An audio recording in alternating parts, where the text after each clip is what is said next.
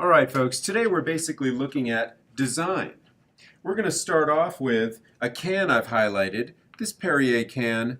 I kind of think this is excellent design work. We've got colors, we've got shapes, we've got a person that works in with the colors and shapes. We've got these white blocked out areas, this lime. So one, they're telling us what the soda's about and whatnot, but really it's an excellent show of design work, especially in such a small can. Here's another example. This is a aftermarket bicycle company adding their take on design. And then that's kind of balanced here with their name. Unique components, unique stuff, all design. What we're doing today, we've been working with clay plates. I've got 3 stations set up. Station 1 is droppers. Use droppers to make a plate design, kind of experiment with this as if it was glazes. So here, these droppers today are filled with paint, but can be filled with glazes for you to experiment and draw with to then kind of layer glazing on your clay plates, your bisque-fired plates. That's station 1. Station 2, over here. Station 2 is stencils.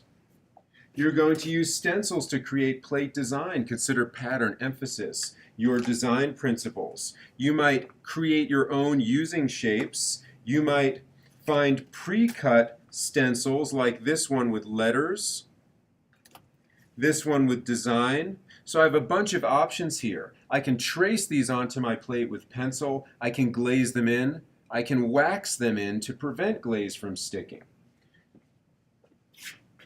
So again, we're using paper plates.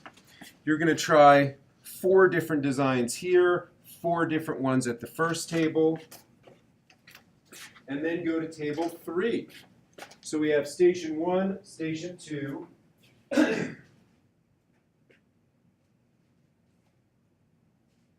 Now, station 3. You're going to look through magazines. Some of these, like Juxtapose, are kind of pop culture type of magazines. And you're going to trace something out of it. So if I begin to trace, I can use exactly what I see or I can alter it. So I have my tracing paper, I have what I want to trace, you can see that there. Then I'm going to take my transfer paper, this is actually old school carbon paper. This creates a waxy line with pigments that will eventually burn off. But when you put this on your clay plate, you now have this slight line that will prevent the glaze from edging over it, and you can glaze it in almost like a wax line. Either way, you're creating a pattern that you can then glaze or wax in from just about anything. We saw this with horses, with different kind of symbols, with car symbols, with anything you want to do. You can add text by printing out fonts and words in different sizes and then tracing it and using transfer paper. The advantage of the tracing paper, rather than tracing this page right through, is that you can move it around and see where it goes on your plate. So again, we're talking about design elements, and 3 stations for you to try out today. So if you missed this in class, these are the 3 different things you're going to do, 4 plates per station.